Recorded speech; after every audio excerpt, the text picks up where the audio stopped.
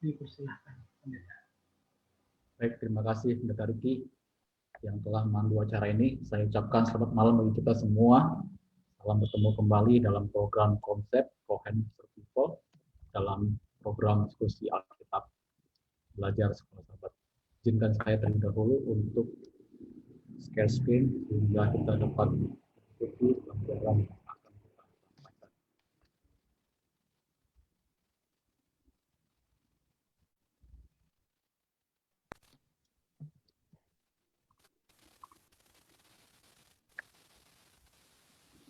Tanpa terasa kita sudah tiba di pelajaran ke-12, dua pelajaran terakhir. Kita akan menyudahi satu tema pelajaran janjian kekal Allah. Judul pelajaran kita pada pelajaran ke-12 ini adalah perjanjian iman. Ayat hafalannya diambil dari Galatia 3 ayat 11. Beginilah firman Tuhan mengatakan, dan bahwa tidak ada orang yang dibenarkan di hadapan Allah karena melakukan hukum Taurat adalah jelas. Karena orang yang benar akan hidup oleh iman. Penulis memberikan satu ilustrasi dari kisah Odysseus perjalanan pulang ke Ithaka setelah dia mengadakan perjalanan yang panjang, dan dalam perjalanan itu dia menapaki begitu banyak kesulitan untuk tiba di rumahnya. Nah, ini menjadi satu gambaran bahwa dalam perjalanan iman kita untuk tiba di surga, kita itu bisa tiba oleh karena kasih karunia Allah, bukan karena usaha kita. Pelajaran ke-12 membahas 5 pertanyaan penting yang untuk kita pahami. Mengapakah keselamatan itu haruslah sebuah pemberian?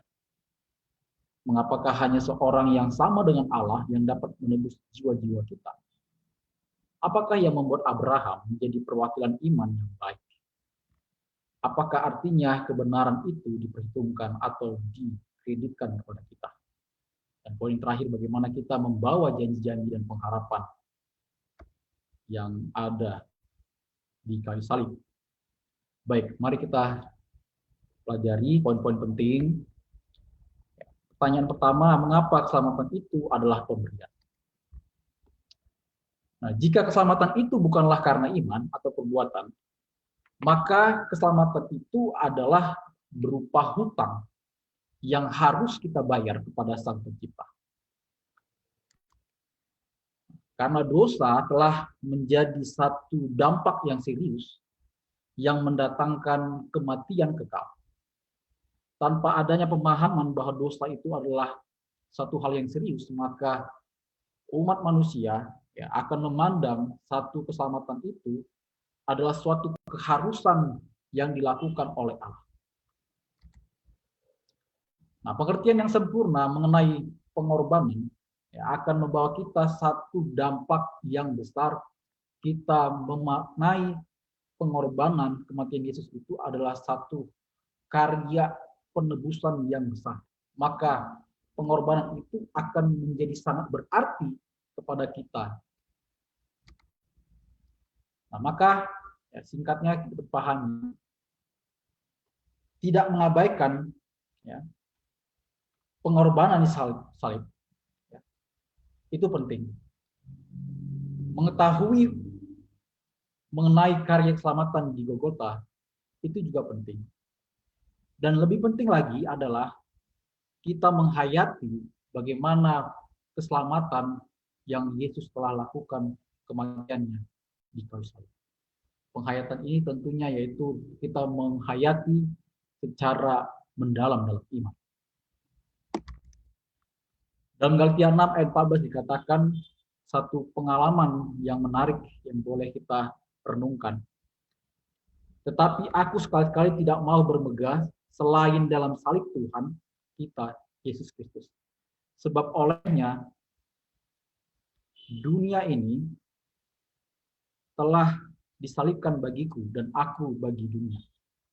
Inilah satu penghayatan yang dalam yang datang dari Rasul Paulus. Dia betul-betul melihat bagaimana Yesus telah mati dalam iman, dan dia mengimani bahwa itulah satu-satunya yang dapat membuat dia bermegah. Mengapa hanya seorang yang sama dengan Allah yang dapat menebus jiwa-jiwa? Dalam 1 Petrus 1:18, bagaimana kita baca nanti, ya, katakan di sana bahwa manusia itu telah ditebus. Ditebus bukan dari barang yang fana, bukan barang yang sama dari dunia, melainkan dari darah Kristus. Itu berarti bahwa dalam satu pemahaman praktek kuno, ya, tebus itu berarti dibayar, dibebaskan dari perbudakan. Ya. Ada hutang yang harus dibayar. Dia dilepaskan dari perbudakan. Nah, secara makna rohani, ketika manusia itu ditebus ya, oleh Yesus, itu sudah dilepaskan dari perhambaan dosa. Kita tahu bahwa di dunia ini, ketika Adam dan Hawa jatuh dalam dosa, segala yang ada dalam dunia ini sudah tercemar oleh dosa. Maka tidak ada yang dapat menyelamatkan selain Yesus Kristus. Karena Yesus adalah kekal dan tidak berdosa.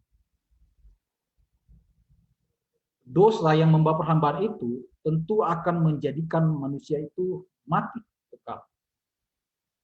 Maka agar tidak mengalami kematian, maka manusia itu harus dilakukan penebusan, ditebus dari perhambaan dosa, dibawa keluar dari kematian kekal, dibayar dengan darah.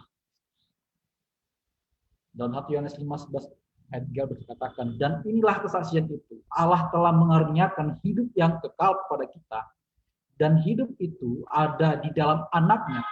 Semuanya itu kutuliskan kepada kamu, supaya kamu yang percaya kepada nama Anak Allah tahu bahwa kamu memiliki hidup yang kekal.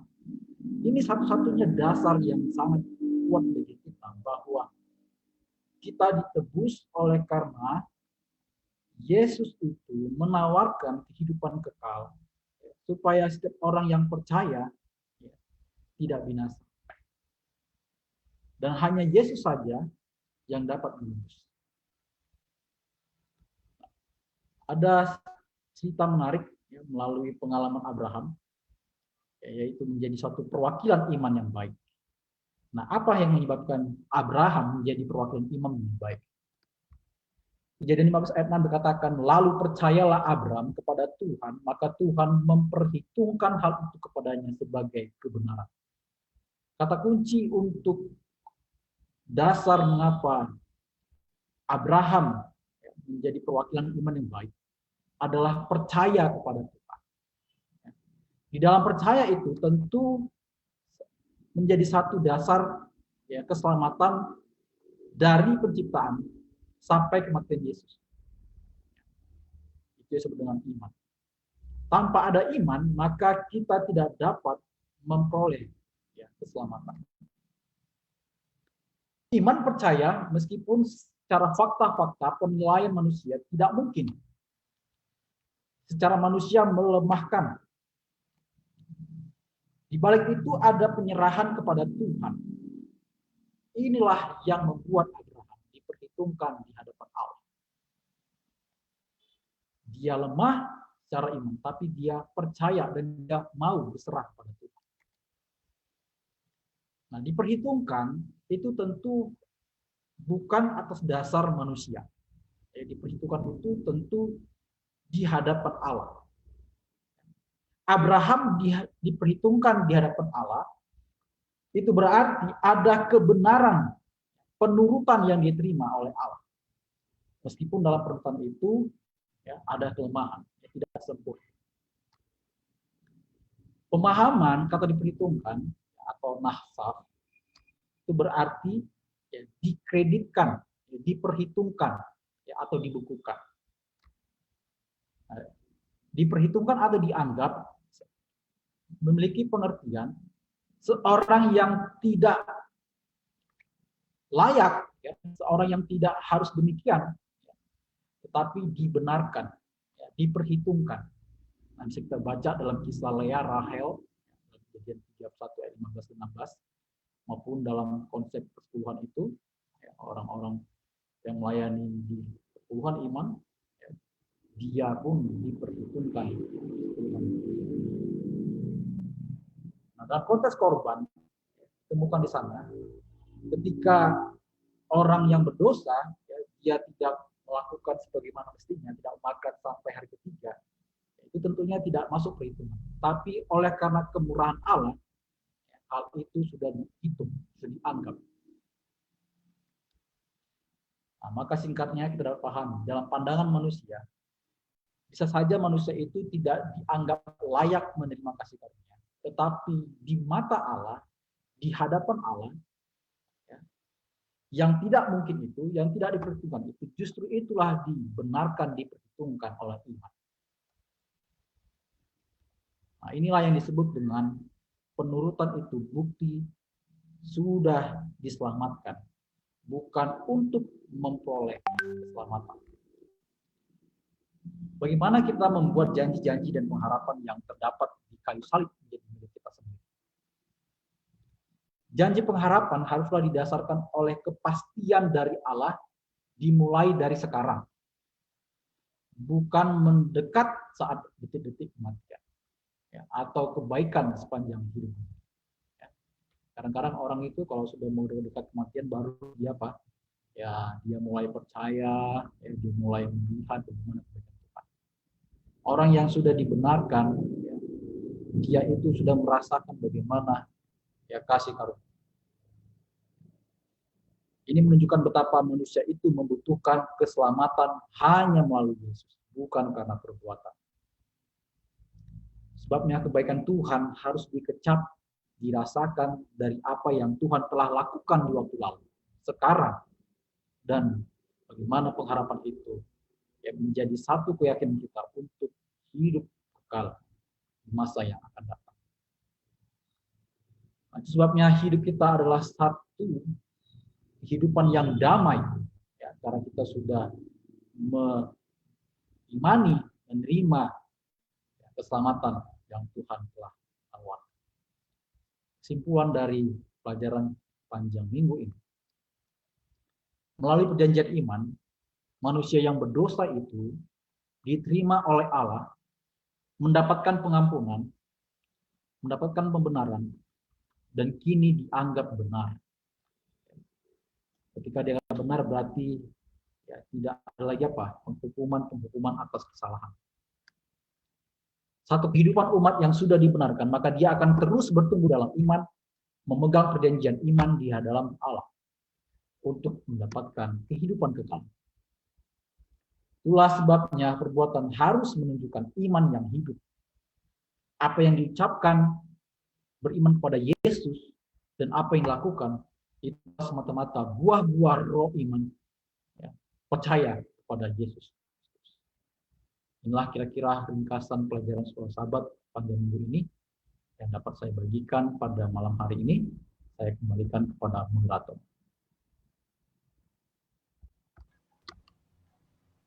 Baik, terima kasih banyak Pendeta Maro untuk ringkasan sekolah sahabat yang sudah dipaparkan kepada kita semua. Saat ini waktunya kita untuk berdiskusi, ya.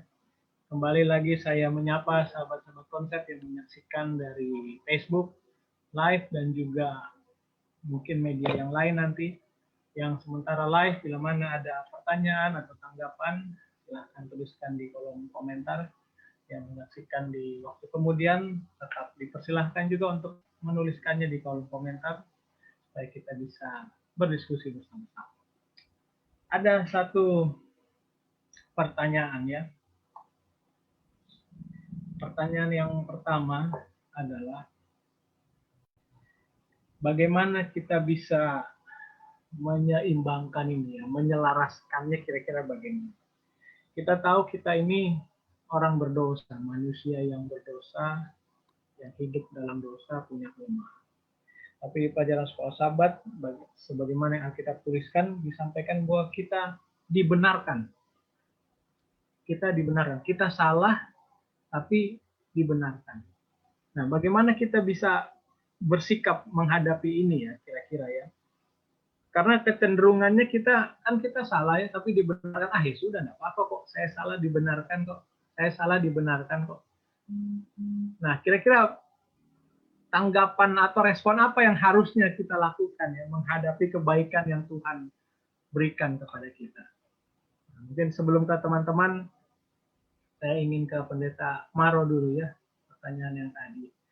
Setelah Pendeta Maro, baru nanti ke sahabat-sahabat pendeta muda yang lain. Boleh menanggapi, Pendeta? Terima kasih ya, satu pertanyaan yang penting ya, menanggapi bagaimana dibenarkan itu bukan satu hal yang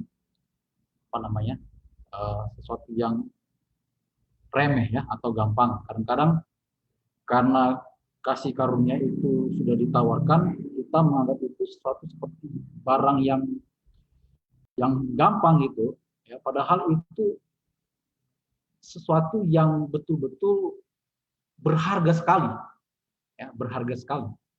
Nah, kalau berharga maka kita harus memiliki satu pengalaman yang dibenarkan gitu, di mana kesalahan kita itu sudah tidak lagi diperhitungkan.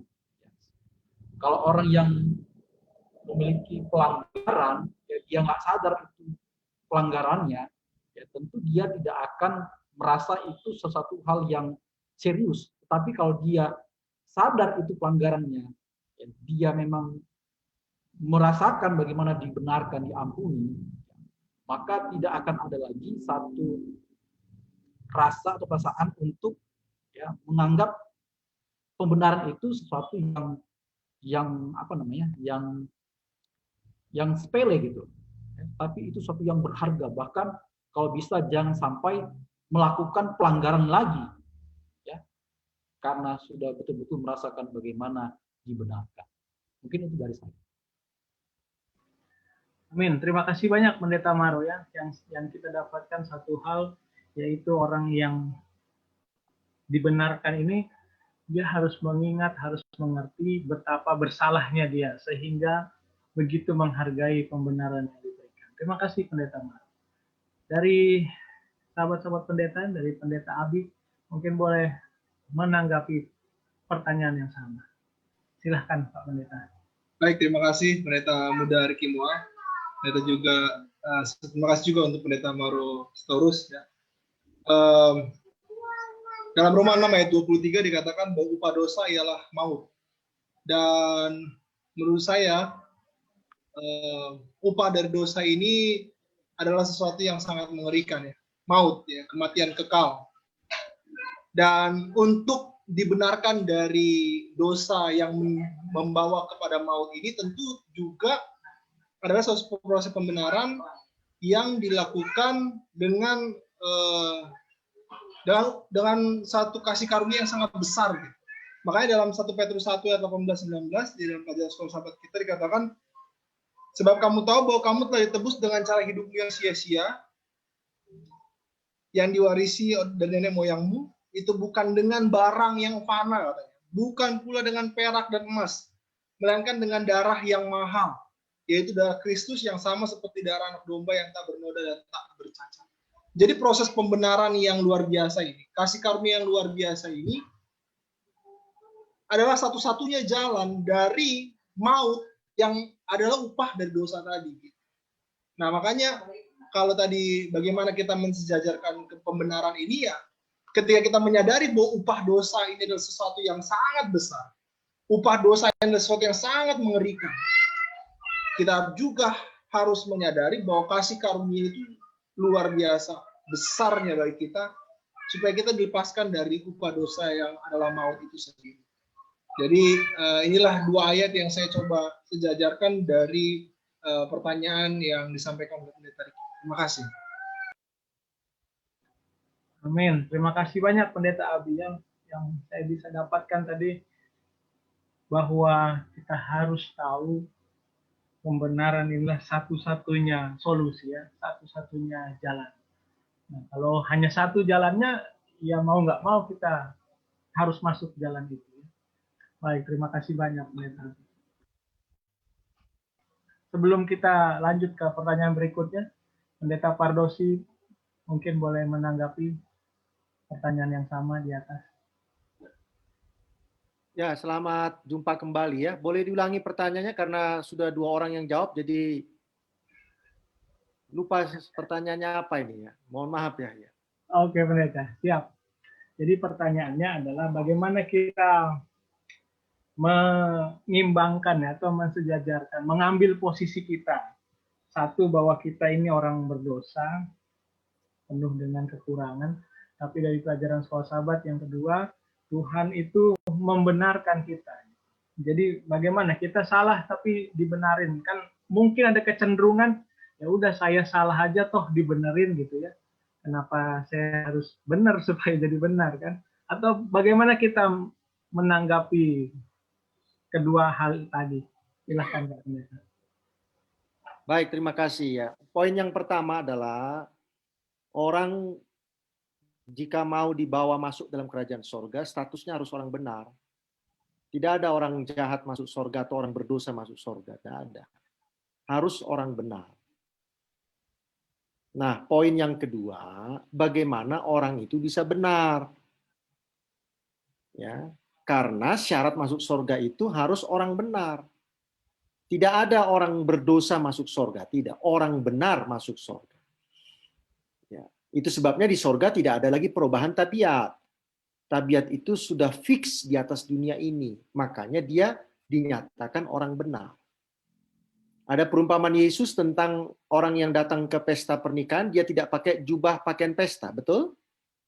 Itu adalah gambaran bahwa orang itu tidak layak masuk surga. Kenapa? Karena dia tidak pakai pakaian pesta.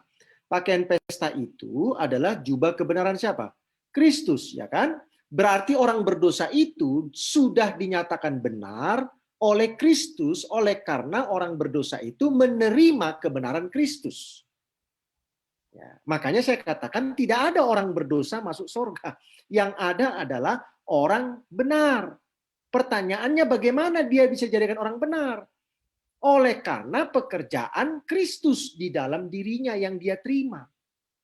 Kristus menjadi kebenaran dia.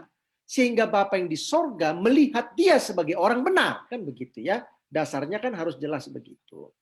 Jadi seorang yang berdosa itu dijadikan benar oleh Kristus. Bagaimana cara menerima supaya orang berdosa itu dijadikan benar oleh Kristus? Maka disitulah dibutuhkan apa? Iman. Dibutuhkan iman. Tanpa iman tidak bisa orang berdosa dijadikan benar oleh kebenaran Kristus. Jadi, seperti Abraham, ketika dia dikatakan dia akan menjadi bangsa yang besar, secara jasmani tidak mungkin itu. Tetapi dia percaya, makanya diperhitungkan sebagai apa? Kebenaran bagi dia. Nah sekarang, saya orang berdosa. Paulus katakan, di antara semua orang berdosa, akulah yang paling berdosa. Betul? Tetapi Paulus bertemu dengan Yesus di Damaskus itu dalam perjalanannya. Sehingga dia dijadikan benar. Dijadikan benar dia. Nah, ketika saudara dan saya percaya kepada Yesus, saya orang berdosa, saya percaya kepada Yesus, maka di saat itulah saya menjadi benar di hadapan Bapa. Karena kebenaran Kristus itu sekarang menjadi kebenaran apa? Kebenaran saya. Yang ketiga, walaupun saya sudah dijadikan benar oleh Kristus, tapi tubuh saya ini masih tubuh orang berdosa. Makanya Paulus katakan dalam buku Roma, keinginan daging bertentangan dengan keinginan apa? Roh. Akhirnya pusing. Lalu Paulus simpulkan apa? Hatiku melayani keinginan roh, tapi badanku ini melayani keinginan apa? Daging. Lalu Paulus kasih kesimpulan. Kalau begitu siapa yang bisa menyelamatkan saya? Nah, tetap saja dia masih bergumul dengan status benar dan tidak itu. Karena apa? Rohaninya dia melayani hukum Tuhan, dagingnya melayani hukum apa? Hukum dosa. Itu sebabnya kebenaran Kristus itu tidak bisa sekali kita dapat. Tapi terus-menerus karena kita masih dalam kemah tubuh yang dapat binasa. Terima kasih. Amin. Terima kasih banyak Pendeta Pardos.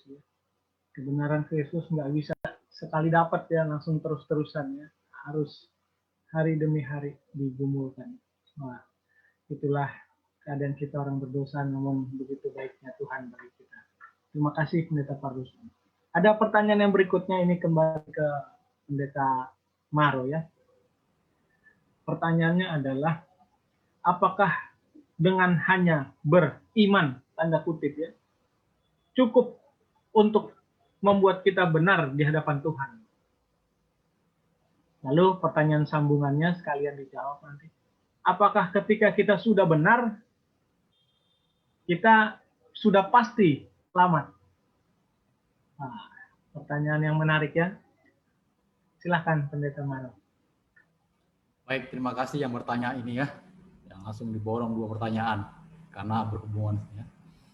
Tadi sudah disinggung oleh Pendeta Padosi ya, bagaimana keselamatan itu bukan hanya satu kali ya. Karena di dalam iman kita itu tadi juga disinggung sudah ada pergumulan kedagingan kita. Jadi tidak hanya iman saja yang dibutuhkan ya, tapi harus ada perbuatan ya, sebagai bukti kita ini beriman. Karena iman itu harus ditunjukkan melalui perbuatan agar dapat dilihat oleh orang. Tanpa adanya perbuatan tentu orang akan bingung ya dengan iman yang kita miliki. Jadi ya, kalau dibutuhkan katakan cukup iman, maka jawabnya tidak, harus ada perbuatan. Nah, di dalam perbuatan inilah kita itu yang sering jatuh bangun dalam iman kita.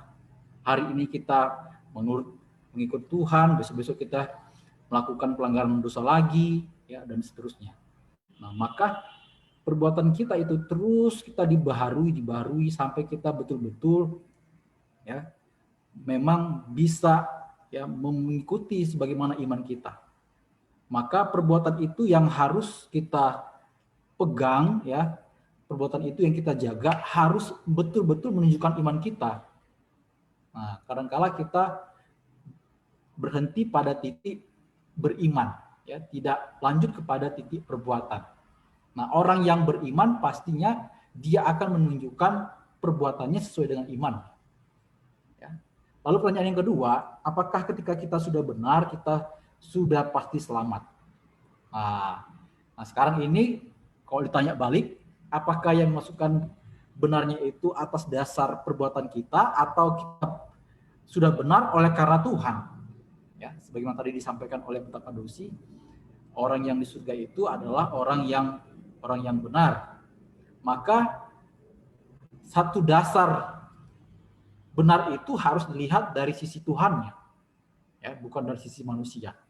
Nah, kalau kita merasa kita ini sudah benar, ya, justru kadang-kadang di situ banyak sekali pelanggaran-pelanggaran dalam diri kita. Ya, maka di balik kita perbuatan, ya, balik kita ada iman, ya, kita mengimani bahwa kasih karunia Tuhan itu menyelamatkan. Dengan kata lain, bahwa saat kita merasa kita benar, ya, kita harus benar dalam arti kita mendapat kasih karunia Tuhan. Ya, itu baru bisa dikatakan kita sudah menerima selamat. Bukan benar atas dasar karena perbuatan kita. Baik, itu saja yang saya sampaikan. Terima kasih. Ya, terima kasih Pendeta Maro. Ada hal yang menarik tadi di akhir kalimat Pendeta Maro menyampaikan hati-hati kalau kita merasa kita benar. Ya. Oke, sebelum lanjut, saya mau ucapkan terima kasih kepada sahabat konsep, Bapak Ibu Saudara yang menyaksikan. Saya lihat di Facebook ada belasan. Terima kasih sudah luangkan waktu. Bila mana ada tanggapan ataupun pertanyaan, silakan tuliskan di kolom komentar. Masih dengan pertanyaan yang sama, kita mau dengar tanggapan dari Pendeta Dwi Cahyono. Masih dengan pertanyaan yang sama. Apakah dengan hanya beriman cukup buat kita benar di hadapan Tuhan? Dan selanjutnya, apakah ketika kita sudah benar, kita sudah pasti selamat? Silahkan Pak Pendeta. Ya, di dalam Roma 4 ayat 5 berkata demikian. Tetapi kalau ada orang yang tidak bekerja namun percaya kepada Dia yang membenarkan orang durhaka, imannya diperhitungkan sebagai kebenaran. Jadi hanya dengan beriman kita mendapat pemberian kepada Tuhan. dan hanya oleh iman saja, sebab tidak ada orang yang dibenarkan oleh karena perbuatannya, sedangkan kita sendiri pun pasti menyadari betul bahwa perbuatan kita tidak akan pernah sempurna. Ibadah kita dan sebagainya tidak akan pernah sempurna. Kemudian kesetiaan kita sama Tuhan pasti tidak sempurna. Nah, oleh sebab itu di dalam imanlah dan hanya dalam imanlah kita mendapatkan pembenaran itu. Tetapi orang yang sudah mendapat pembenaran itu, yang sudah dibenarkan, dia juga wajib hidup sesuai dengan kebenaran itu. Jika tidak, maka ada istilah di dalam kitab, di dalam Yudas ya, Yudas 1 ayat 4, ada istilah di sana disebutkan bahwa ada orang yang menyalahgunakan kasih karunia Allah. Jadi kalau orang yang sudah dibenarkan itu kemudian hidupnya tidak menurut terhadap hukum Tuhan, maka dia disebut sebagai orang yang menyalahgunakan kasih karunia, dan kategori orang itu disebut sebagai orang fasik di dalam Yudas 1 ayat 4 itu. Jadi kita perlu memperhatikan betul bahwa kita hanya dibenarkan oleh iman, tetapi perbuatan itu juga akan menentukan di belakangnya bahwa kita bisa mempertahankan pembenaran yang Tuhan telah berikan di dalam kehidupan kita, atau ya jangan sampai kita setelah dibenarkan adalah menyalahgunakan kasih karunia itu. Ya, terima kasih. Amin, amin. Terima kasih Pendeta Dwi ya. Jangan menyalahgunakan karunia itu ya. Mungkin salah satunya menyalahgunakan kasih karunia itu, kita tetap hidup dalam kejahatannya karena kita pikir kita diselamatkan karena kasih karunia, ya santai aja kalau gitu ya, gak usah buat hidup benar karena toh Tuhan sudah selamatkan. Baik, terima kasih Pendeta Dwi untuk tanggapannya. Ini ada pertanyaan lain lagi. Pertanyaannya adalah, apakah dengan beriman sudah menyatakan bahwa kita sudah terikat perjanjian dengan Tuhan? Apakah dengan beriman sudah menyatakan bahwa kita sudah terikat perjanjian dengan Tuhan? Ini pertanyaan untuk Pendeta Cardosi. Tapi sebelum pertanyaan yang ini, Pendeta, boleh tanggapi pertanyaan yang sebelumnya tadi. Karena kayaknya terkait satu dengan yang lainnya. Saya ulangi ya, yang tadi itu, apakah hanya dengan beriman cukup membuat kita benar di hadapan Tuhan? Lalu apakah kalau sudah benar, sudah pasti selamat? Lalu pertanyaan yang terakhir tadi, apakah kalau sudah beriman ini kita sudah terikat perjanjian dengan Tuhan? Gitu ya. Silahkan Pak. Ya, baik. Mudah-mudahan saya nggak lupa jawabnya ya, karena pertanyaannya jadi 3 ya. Awalnya cuma 1 jadi 3 ya. Tadi saya katakan begini, orang yang masuk surga itu orang benar, saudara-saudara. Ya. Orang benar. Ya kan? Jadi kalau dia belum menerima kebenaran dari Kristus, dia nggak bisa masuk surga. Nggak boleh. Dia harus menerima kebenaran Kristus itu. Nah, pertanyaannya begini. Waktu Abraham diperhitungkan kepercayaan dia itu bahwa dia akan mempunyai anak, saya mau tanya sama kita, apakah dia ada buat kesalahan dalam kepercayaannya itu bahwa dia akan punya anak dari Sarah? Dia buat kesalahan enggak? Buat. Dia buat kesalahan. Kesalahannya apa? Ya mengambil Hagar. Sebenarnya yang perlu beriman di sini yang luar biasa siapa sih sebenarnya? Kalau saudara cek di Alkitab, Abraham itu akhirnya anaknya banyak loh. Tapi dari Sarah cuma 1. Jadi ini persoalannya adalah, mungkinkah dari Sarah dia punya anak? Ternyata memang nggak bisa. Nggak bisa. Kalau Abrahamnya sendiri kelihatannya kualitasnya dia masih bisa punya anak banyak. Tapi dari Sarah dia tidak bisa. Nah, tapi dia melakukan kesalahan. Setelah dia melakukan kesalahan, dia sadar, lalu dia akhirnya menunggu yang sesungguhnya yang diberikan Tuhan. Nah, saya mau tanya, ketika 2 anak di dalam rumah, apakah Tuhan izinkan dua-duanya ada? Tidak. Dia harus usir 1. Itulah bahagian daripada dia menerima janji Tuhan yang kedua. Apa itu? anak dari Sarah itu akan menjadi bangsa yang besar. Ya kan? Setelah itu, dia disuruh mempersembahkan anak itu. Dia lakukan, betul enggak? Jadi inilah yang namanya kebenaran itu jatuh, turun, naik, tetapi dia tetap percaya kepada Tuhan. Tetap percaya. Nah, oleh sebab itu, sesuai dengan tadi yang ditanyakan itu, ya, ketika saya percaya bahwa Yesus itu Tuhan Juru Selamat saya mengimaninya, walaupun saya belum bikin apa-apa ini, saya sudah menerima kebenaran itu dalam hidup saya. Itu seperti orang yang di samping Yesus yang disalib itu. Dia tidak bikin apa-apa, dia hanya berkata, ingatlah aku nanti waktu kau datang yang kedua kali. Udah, dia dapatkan kebenaran itu. Nah sekarang, kebenaran itu harus ditunjukkan bahwa saya sudah dibenarkan. Jadi bukan karena saudara berbuat sesuatu, saudara saya jadi benar. Tidak. Tidak ada seperti itu.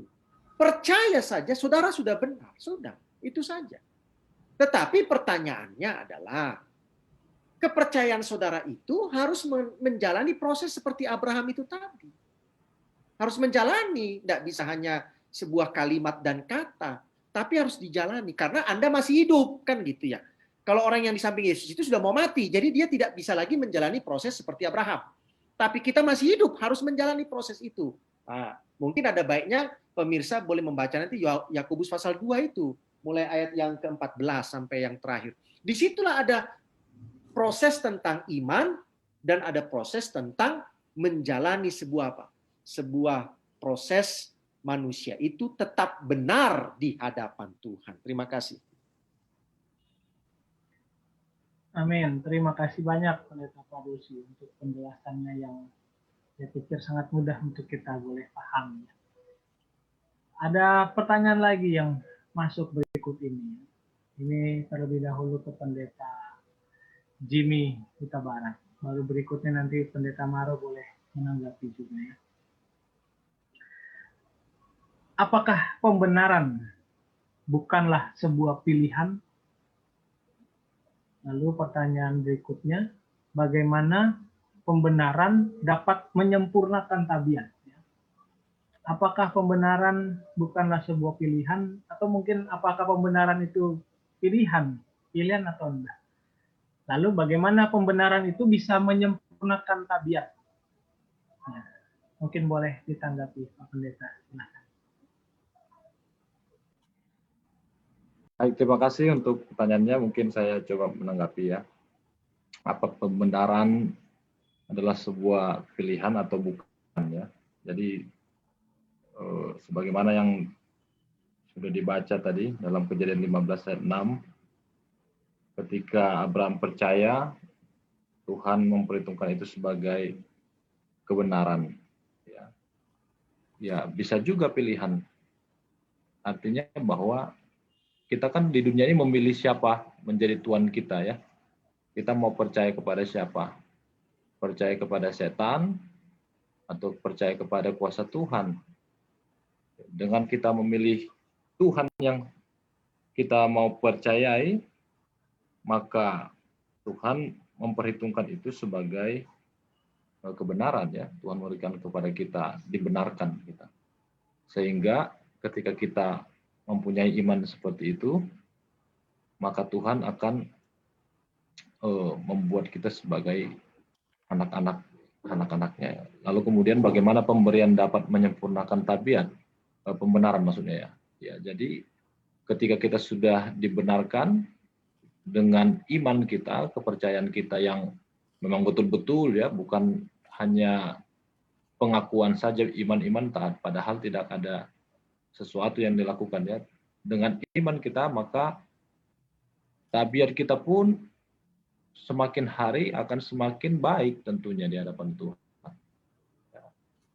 Jadi tidak ada orang yang dibenarkan itu tabiatnya semakin buruk ya. Ya, walaupun tadi dikatakan jatuh bangun, kadang-kadang kita sering juga jatuh ke dalam dosa, tapi itu membuat kita menjadi semakin dewasa dalam tabiat ya, semakin sempurna hari demi hari di hadapan Tuhan ya. Bila mana kita tetap percaya kepada kuasa Tuhan yang akan membersihkan kita kembali dari dosa kita. Itu mungkin yang bisa saya tanggapi. Terima kasih. Ya, terima kasih banyak Pendeta Jimmy. Dan berikut ini kepada Pendeta Maro boleh menanggapi dan sekaligus closing statement ya. Baru nanti terakhir kita ke Pendeta. Silakan Pendeta Maro. Baik, terima kasih yang bertanya ini ya. Pertanyaan menarik sekali ya. Apakah pembenaran itu adalah pilihan atau bukan? Lalu kalau dibenarkan itu apakah sudah disempurnakan? Ya, jadi selalu ada kaitannya. Nah, kita tahu bahwa apa saja yang kita lakukan itu, sebagaimana disampaikan oleh Pendeta Jimmy, itu adalah pilihan.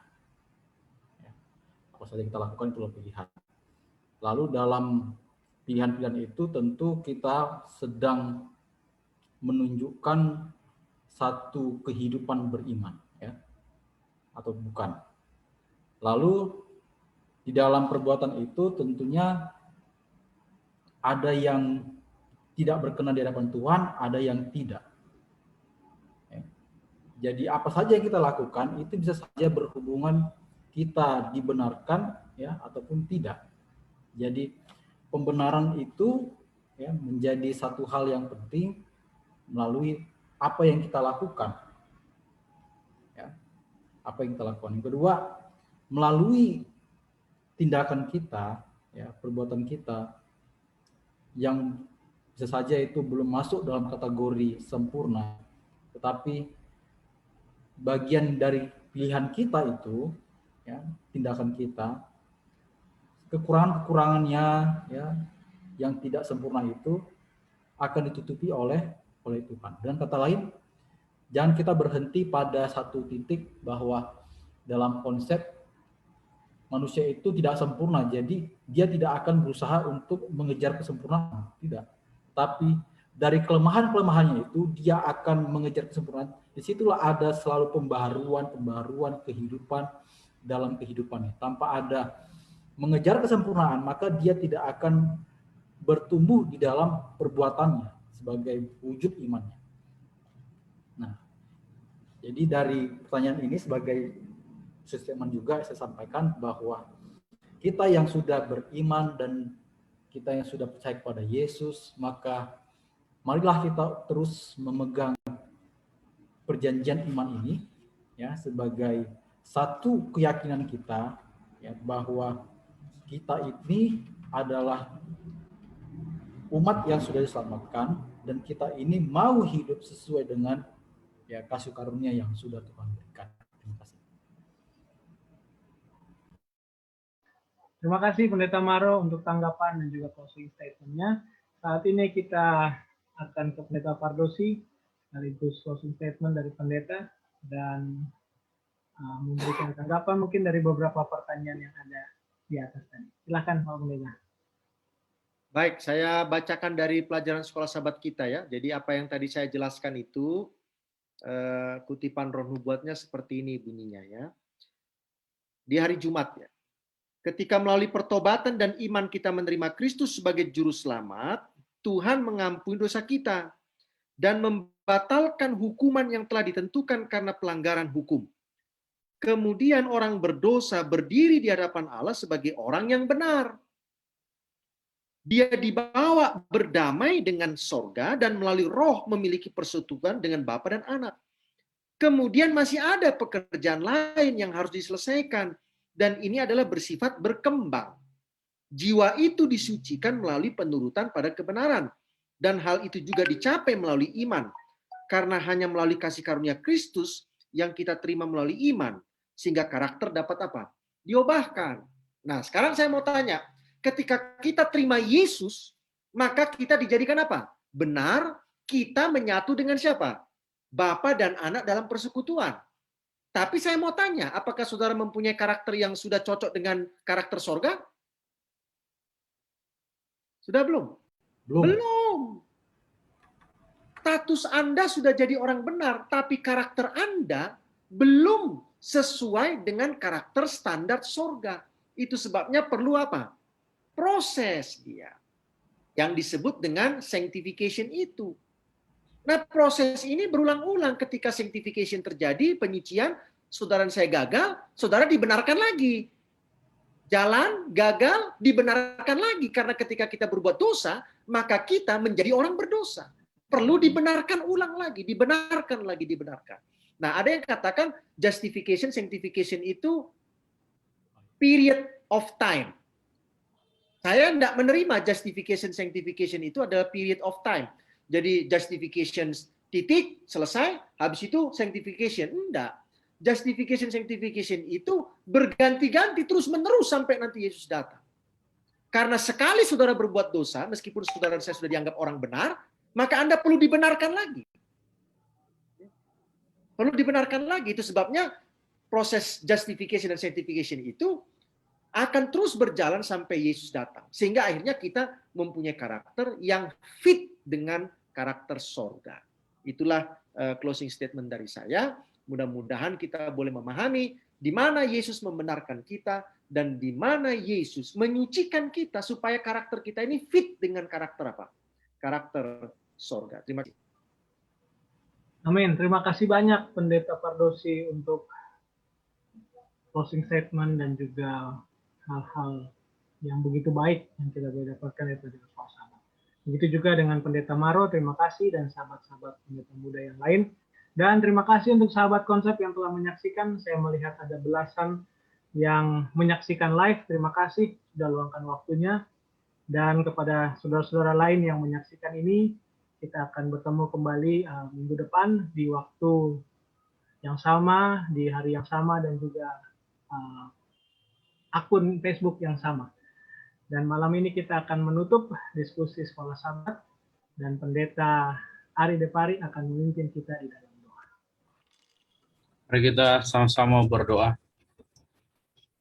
Bapa kami di sorga, terima kasih Tuhan atas segala berkat, penyertaan, kesempatan yang Tuhan berikan pada malam ini. Kami kembali boleh mengambil waktu untuk belajar tentang firman Tuhan, khususnya melalui buku Sekolah Sabat kami di pelajaran yang ke-12 ini Tuhan, yang akan menjadi satu pelajaran yang akan memberikan kami pemahaman untuk boleh menjadi pelajaran yang kami mengerti khususnya sepanjang minggu ini, dan tentunya melalui berkat pelajaran ini kami boleh bersama-sama dengan umat-umat Tuhan di masing-masing jemaat kami di Sabat yang akan datang untuk boleh sama-sama menyatukan kesimpulan Sekolah Sabat ini.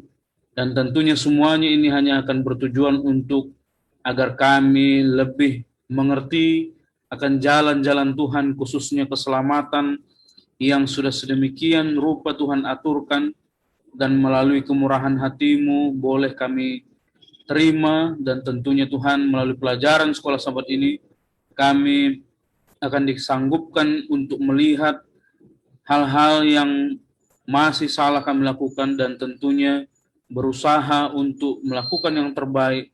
Dan dengan pertolongan sorga, dengan bantuan Roh Kudus Tuhan, kami dimampukan untuk menjadi umat-umat Tuhan yang hidup lebih baik lagi.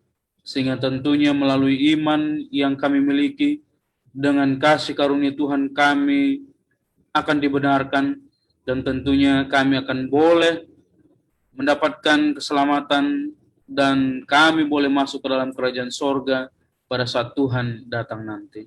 Ampuni segala kesalahan dan dosa-dosa kami Tuhan. Kami berdoa untuk semua sahabat-sahabat konsep yang menyaksikan, dan kami berdoa untuk semua hamba-hamba Tuhan yang sudah melayani pada malam ini. Kami serahkan seluruh acara ini dan doa ini hanya di dalam nama Yesus yang menjadi juru selamat kami. Amin. Amin. Demikianlah diskusi Sekolah Sabat kita pada saat ini.